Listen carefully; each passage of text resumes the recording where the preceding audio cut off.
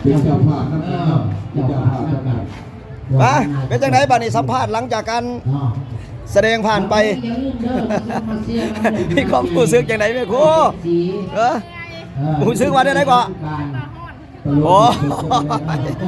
รู้สึกว่าม่วนม่วนหลายกันแล้วว่ะทั้งม่วนทั้งเมื่อยเนาะโดยเอานี่ก็คือว่าทีมงานขบวนฟ้อนจากบ้านดอนหวายเดี๋ยวพี่น้องเดี๋ยวบ้านดอนหวายคุมท่าเมืองเซงบุทองหลังจากที่ว่าเพิ่นได้สำเร็จในการแสดงฟ้อนงามไปแล้วก็รู้สึกว่าเมื่อยเพิ่นว่าเพราะว่าอากาศมันร้อนมื้อนี้เนาะมันแดดหลายก็ทั้งม่วนทั้งเมื่อยไปทำมาสั่นซะโดยทั้งม่วนทั้งเมื่อยผสมผสานกันไปพี่แล้วคนงามพี่เป็นจังไดคนงามนี่เอาสบายดีน้องเลดี้มือนี้นะมีหน้าตามาประกอบส่วนพ่อน้ำบ้านนาพานบุญของเขาเปิดพี่น้องเลยทั้งมวลทั้งมันงามหลายเนาะคาดว่าเอาเป็นว่าคาดว่าสิได้ที่เท่าใดได้ที่เท่าไรก็ได้ได้ใจลึกๆก็จะได้ที่หนึ่งเนาะแต่ว่าทั้งนี้ทั้งนั้นก็ฟังเบิ่งผลการตัดสินของคณะกรรมการเพิ่นอีกทีนึงเนาะรุ่นโยว่าสิได้ที่หนึ่งไอ้นั้นน้องเป้ได้มีความรู้สึกในสารบ่ออกซื้อเนี่ยบ่เนาะคนงามเลยก็ได้ออกกล้องในก็เห็นว่าก็ได้โอ้ยน้องเป้คนงามบัญญัติกล้องเข้ามาก็จะลืมบ่เป็นหยังเพิ่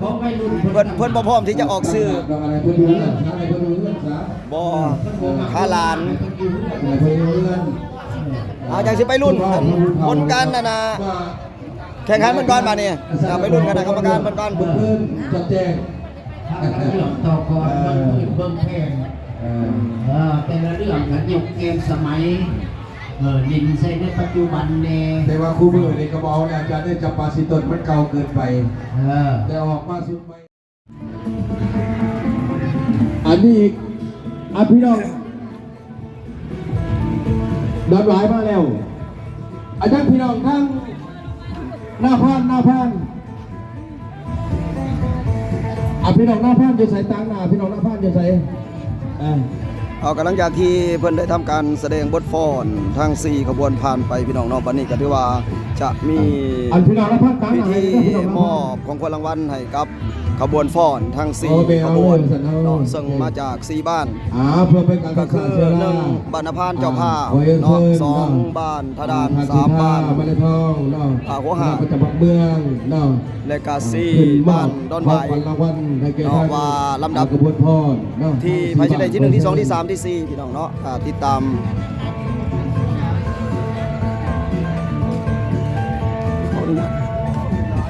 ขอภาพสวยๆนี่เด้อขอภาพสวยๆนี่เด้ออยู่ไหนนะเด้อเพื่อเป็นที่ระลึกเนาะ1 2 3จากย้อนแสงจักหน่อยนายเอ้ยแป๊บนึงเด้อ1 2 3โอเคโอ้ยดั้งสาวกะงามพี่น้องเอ้ยเดี๋ยวดันไว้สมในชนะเลิศบนกล้องเด้อจ้ะสาวไปแต่งกายบ่ได้โอ้ยบนเป็นประมาณอยู่2ถุงเอา1 2โอเคเจ้าภาพเพิ่นบ่ออกเนาะเพิ่นหับน้ำหลังบ่เดี๋ยวบนกล้องเด้อ1 2 3โอเคยังเจ้าภาพเห็นได้เอาหม้อไปเมเลยเจ้าภาพหม้อไปเมเลยเอาดิมาดิหม้อไปเมเลยนะเด้อเบิ่งกล้องเด้อแม่เด้อเบิ่งกล้องเด้อ1 2 3โอเค4รางวัลว่าโอเคเอาเขาเนี่ยถ่ายรูปรวมเด้อท่านประธานอยู่ทางกลางท่านประธานอยู่ทางกลางเลยว่าเป็นที่ระลึกเจ้าเด้อเบิ่งกล้องเด้อ1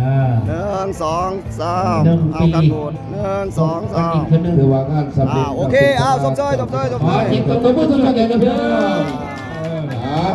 นขอบใจขอบใจหลายๆเด้อทั้งบุตรพรเด้อได้รับรางวัลปรารถนาสิ่งใดคอยได้ทั้งนั้นชมธรรมรสทุกคนได้ทุกคนอยู่ทุกจุดเงินใส่กันว่าเงินข้ามเกี่ยวให้ไรมากขึ้นนำแกงเด้อเงินแบ่งแสนบาทในแหล่งเขาสุทงเด้อบทอันแต่ละทีมเจ้าให้พี่อายุวันนาสุขาพลาสุขุสุขคน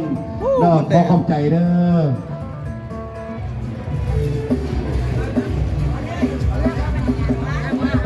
เอาจบพิธี เป็นอันว่าสำเร็จ ในพิธีมอบของขวัญรางวัลในกระบวนฟ้อนเพิ่นบาดนี้ถือว่าคลิปนี้ก็โอเคสำนีก่อนเด้อเนาะขอบใจสำหรับการติดตามของประธานที่มาเบิ่งคลิปนี้เนาะแต่ต้นจนจบโอ้เก่งหลายเนาะเก่งหลายเนาะดอนไว้เฮาสมเสยเด้อสมเสยเด้อพ่อใหญ่เบียนเด้อพร้อมด้วยทีมงานสมเสยดอนไว้เฮาสุดยอด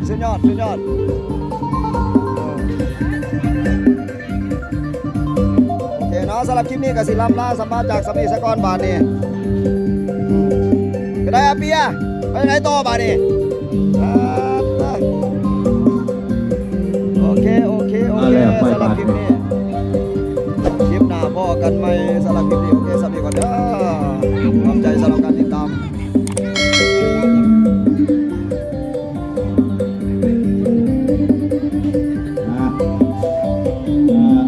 หลังจากจบแล้ว บาทนี้แม่ผัวมาบริจาค